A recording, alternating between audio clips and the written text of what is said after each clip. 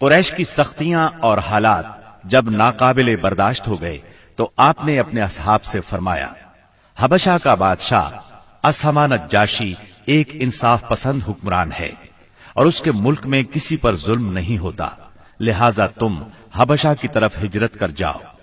اس ہدایت کے مطابق رجب 5 نبوت میں صحابہ کرام کے پہلے قافلے نے ہجرت کی۔ اس میں 12 مرد اور 4 عورتیں تھیں اور ان کے امیر سیدنا عثمان بن عفان رضی اللہ عنہ تھے۔ ان کے ساتھ ان کی زوجہ محترمہ سیدہ رقیہ رضی اللہ عنہا تھی۔ یہ نبی اکرم صلی اللہ علیہ وسلم کی صاحبزادی تھی اور یہ سیدنا ابراہیم علیہ السلام اور سیدنا لوط علیہ السلام کے بعد پہلا گھرانہ تھا جس نے اللہ کے راستے میں ہجرت کی تھی۔ یہ لوگ رات کی تاریکی میں خاموشی سے نکلے اور جدہ کے جنوب میں واقع بحر احمر کی بندرگاہ شعیبہ کا رخ کیا۔ خوش قسمتی سے وہاں 2 تجارتی جہاز موجود تھے۔ یہ لوگ ان پر سوار ہو کر حبشہ پہنچ گئے۔ ادھر قریش کو ان کی روانگی کا علم ہوا تو مارے غیظ و غضب کے ان کا برا حال ہو گیا۔ فوراً آدمی دوڑائے گئے تاکہ ان حضرات کو پکڑا جا سکے اور خوب سزا دی جا سکے، یہاں تک کہ وہ اللہ کا دین چھوڑ دے۔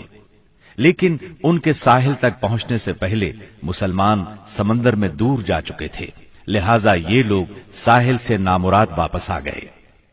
اس ہجرت کے کوئی 2 ماہ بعد رمضان 5 نبوت میں ایک روز رسول اللہ صلی اللہ علیہ وسلم مسجد حرام میں تشریف لائے۔ اس وقت وہاں قریش کے بہت سارے لوگ موجود تھے، ان میں ان کے سردار اور بڑے بڑے لوگ بھی تھے۔ آپ نے ان کے درمیان کھڑے ہو کر سورہ نجم کی تلاوت شروع کر دی۔ ایسا نفیس کلام انہوں نے پہلے کبھی نہیں سنا تھا۔ اب جو ان کے کانوں میں گونجا تو بے خود ہو گئے، دم بخود ہو کر سنتے رہ گئے، اس طرح خاموش اور ساکت ہو گئے کہ آپ کو روکنے کا ہوش بھی نہ رہ گیا۔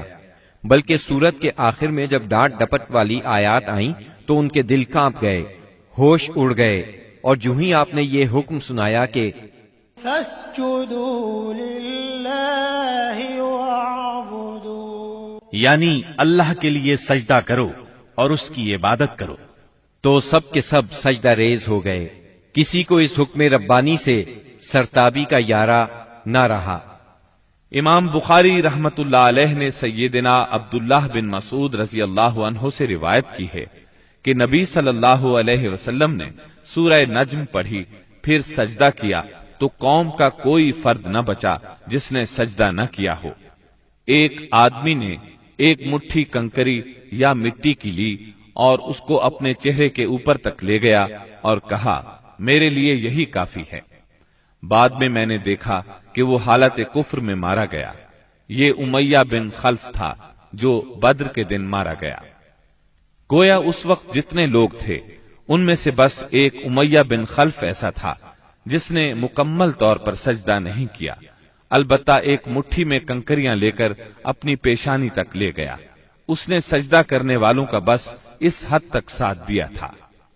اس واقعے کی خبر حبشہ پہنچ گئی، یعنی تمام قریش کے سجدہ کرنے کی خبر۔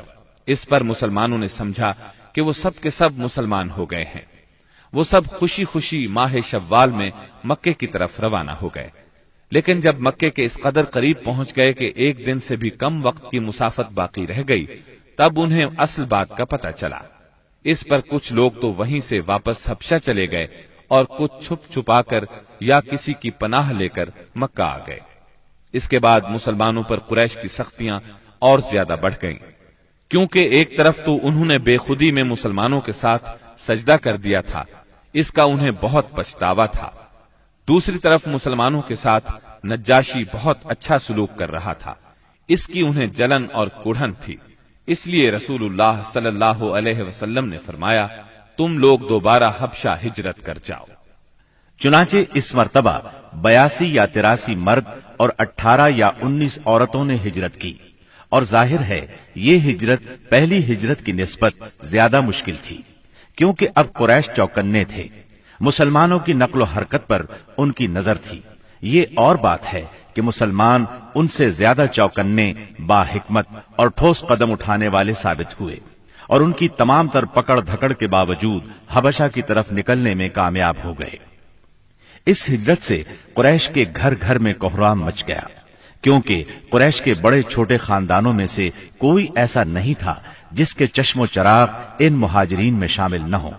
किसी का बेटा गया था तो किसी का दामाद, किसी की बेटी गई थी तो किसी का भाई और किसी की बहन। अबू जहल के भाई सलमा बिन हशाम, उसके चचाजाद 2 भाई, उसकी चचाजाद बहन उम्मे सलमा, अबू सुफियान की बेटी उम्मे हबीबा, उतबा के बेटे और हिंद जिगरखोर के सगे भाई अबू हुजैफा, सुहैल बिन अम्र की बेटी सहला, उस्मान बिन अफ्फान, उनकी अहलिया रुकैया बिनते रसूलुल्लाह सल्लल्लाहु अलैहि वसल्लम, जुबैर बिन अव्वाम, मुस्अब बिन उमैर, अब्दुर्रहमान बिन औफ, अबू सलमा मखजूमी, उस्मान बिन मज़ऊन, जाफर बिन अबी तालिब और उनकी जौजा अस्मा बिनते उमैस रज़ियल्लाहु अन्हुम वगैरह। इस तरह करीब करीब तमाम सरदारान कुरैश और मशहूर दुश्मनान इस्लाम के जिगरगोशे दीन की खातिर घर बार छोड़कर निकल खड़े हुए थे। इसलिए कोई घराना ऐसा न था जो इस वाक़े से मुतासिर न हुआ हो। कुरैश पर यह बात बहुत गिरां गुजरी कि मुसलमान उनसे बचकर एक ऐसी जगह जा पहुंचे हैं जहां उनकी जान और माल को कोई खतरा नहीं है। चुनाचे उन्होंने इन हजरात की वापसी का मंसूबा तैयार किया। अम्र बिन आस और अब्दुल्ला बिन रबिया को हबशा भेजा। ये दोनों उस वक्त मुशरिक थे। उन्होंने हबशा पहुंचकर मंसूबे के मुताबिक सबसे पहले पादरियों से मुलाकातें की और उन्हें तोहफे तहाइफ दिए। फिर बासर अंदाज में दलील देकर अपनी आमद का मकसद बताया। उन्होंने उनका साथ देने का वादा कर लिया। इसके बाद ये दोनों नज्जाशी के पास आए, उसे भी तहाइफ पेश किए। फिर असल मकसद की बात शुरू की। उन्होंने कहा, ऐ बादशाह, आपके मुल्क में हमारे कुछ नासमझ लोग भाग आए हैं। उन्होंने अपनी कौम का दीन छोड़ दिया है और आपके दीन में भी दाखिल नहीं हुए, बल्कि एक नया दीन ईजाद किया है।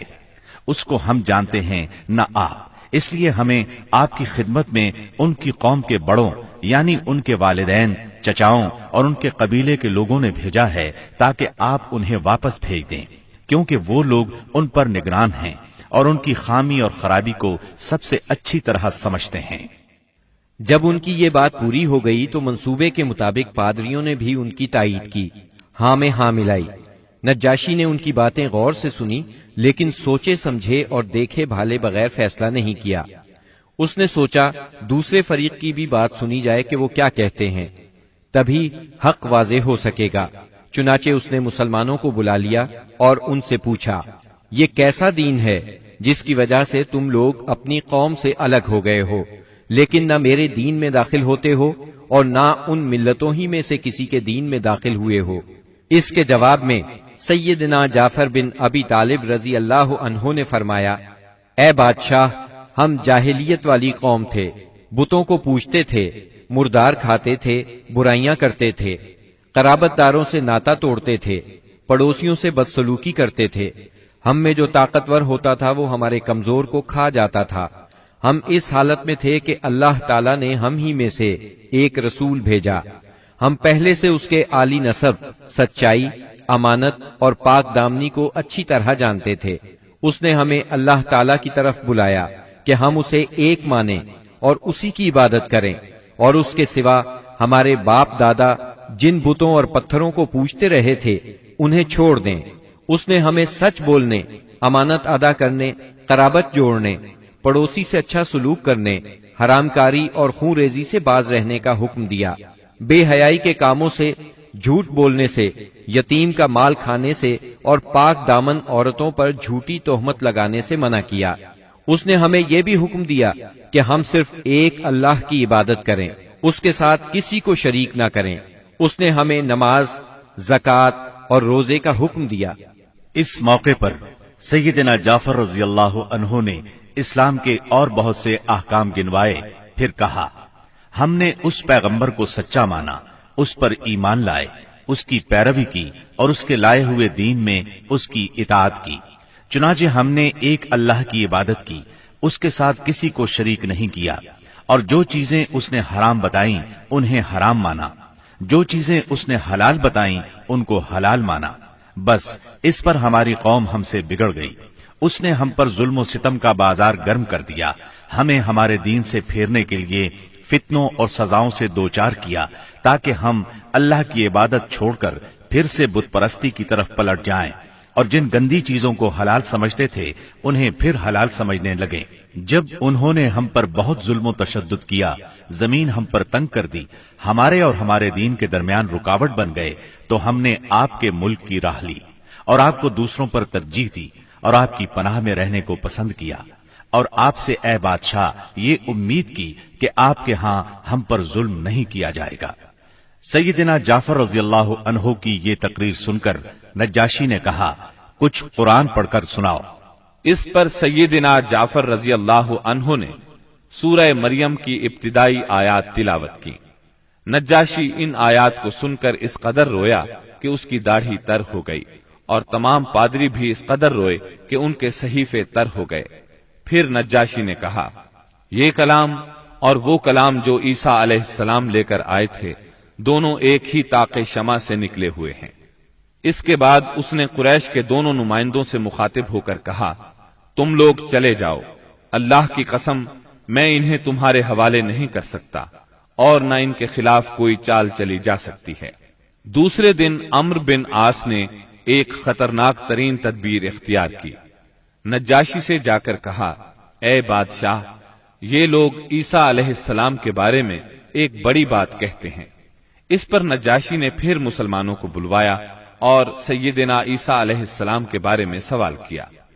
सैयदना जाफर रजी अल्लाह अन्हु ने फरमाया, हम उनके बारे में वही बात कहते हैं जो नबी सल्लल्लाहु अलैहि वसल्लम लेकर आए हैं, यानी वो अल्लाह के बंदे हैं, उसके रसूल, उसकी रूह और उसका वो कलिमा है जिसे अल्लाह ने कंवारी पाक दामन मरियम अलैहिस्सलाम की तरफ इल्का किया था।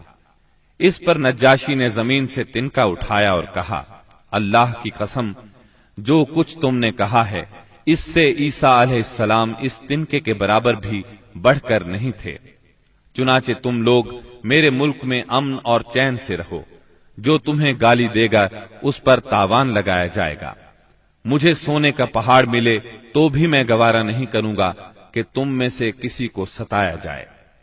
इसके बाद उसने हुक्म दिया कि कुरैश के नुमाइंदों को उनके तोहफे वापस कर दिए जाएं। चुनाचे ये दोनों साहिबान मुंह लटकाए वापस मक्का लौट आए और मुसलमानों ने वहां अच्छे दयार में अच्छे हमसाये के साथ कयाम किया।